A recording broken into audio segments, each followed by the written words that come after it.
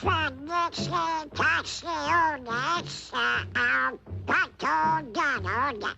Oh, felicitations to Donald Duck on his birthday, finding a tote from his friends in Latin America. Oh boy, oh boy, oh boy. What a innocent surprise. Whoops. Oh, no. Isn't that wonderful? Which one should I open first? My mama told me to take this one. I wonder what's in it. Oh boy! Oh movies! Just what I wanted! Wow! The another penguin. Oh, what a cute little fellow.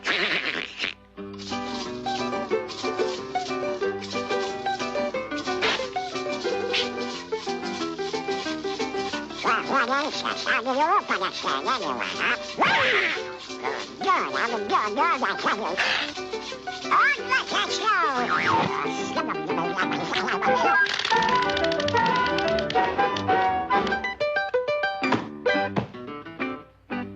The show must go on.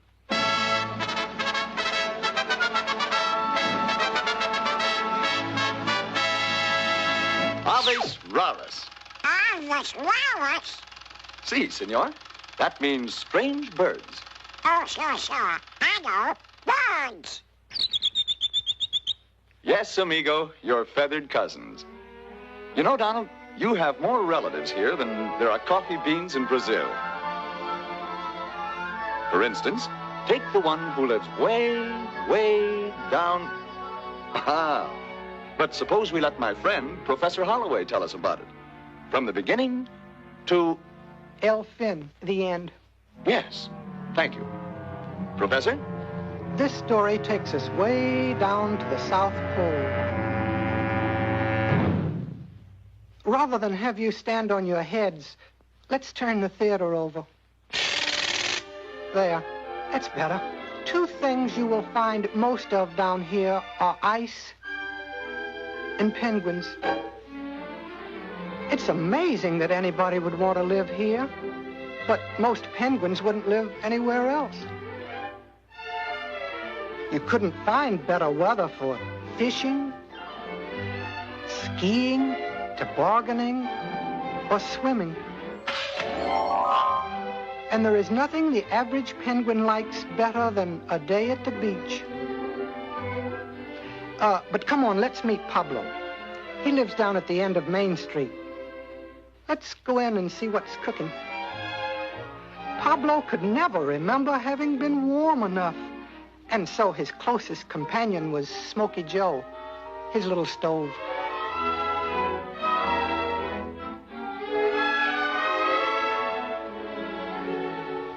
Between chills, Pablo had one burning desire to spend the rest of his life on some tropical shore. So we see him bravely set forth for the isle of his dreams. The other penguins turned out to give him a big send-off. But when he gets just so far away from his stove, see what happens?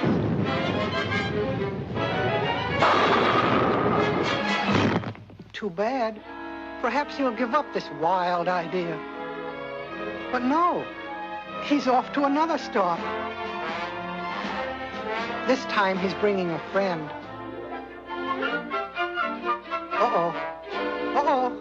Uh-oh. Oh, oh, oh, oh, oh, oh.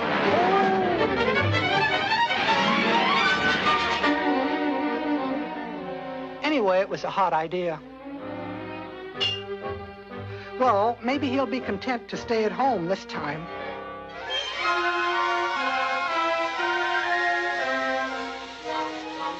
But no, there he goes, hot-footing it to the land of the sun. By now, the farewell committee has been reduced to 2.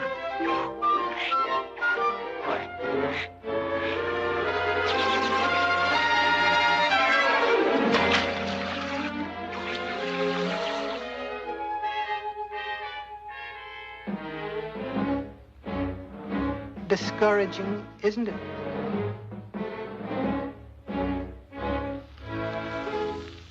Suddenly, Pablo got one of those ideas that change a person's whole life. A boat. But where would he get a boat? Just watch.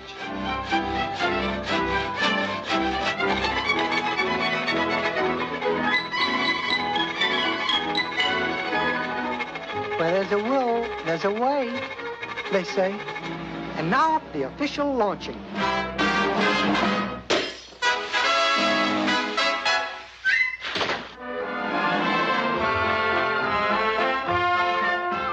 Day after day, the south wind carried him north. One day, a blanket of fog rolled in, and it was so thick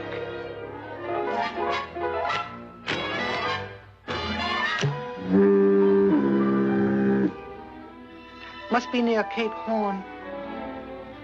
As the fog lifted, he found himself headed straight through the Straits of Magellan and northward along Chile's rocky coast.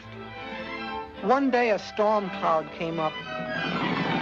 Just a little bitty old storm cloud, though,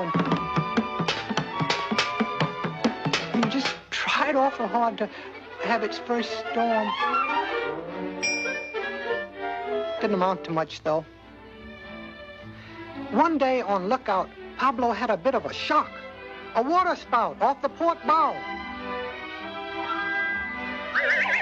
But it proved to be the Juan Fernandez Islands where Robinson Crusoe once lived. And still does, apparently.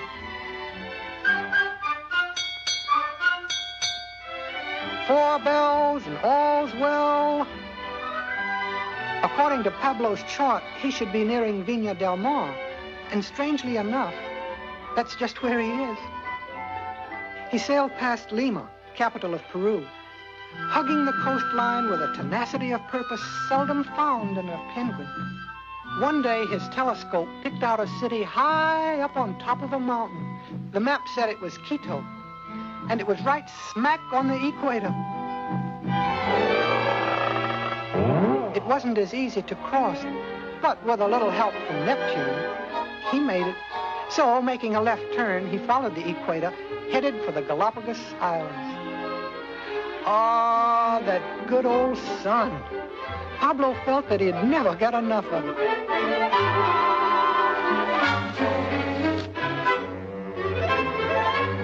Oh, he hadn't counted on this. Things looked pretty bad. Help! Man the pumps, she's sprung a leak. Pipe all hands on deck. Do things, get going, take to the lifeboats, abandon ship, unruffle the mizzenmast and man the poops, and, well, don't just stand there, get going, swab the decks, and heavens.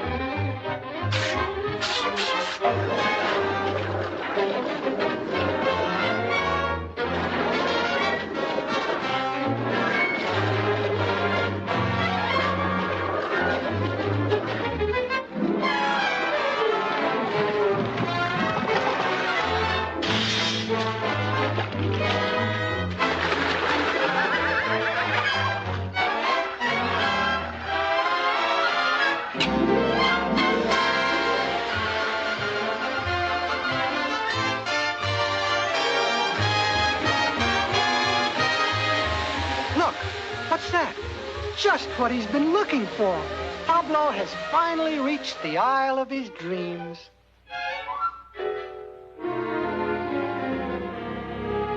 And so, as the warm tropical sun sinks slowly in the west, we leave little Pablo, a bird in paradise, a picture of health in his new coat of tan. He should be the happiest penguin in the world. Only sometimes he gets to thinking...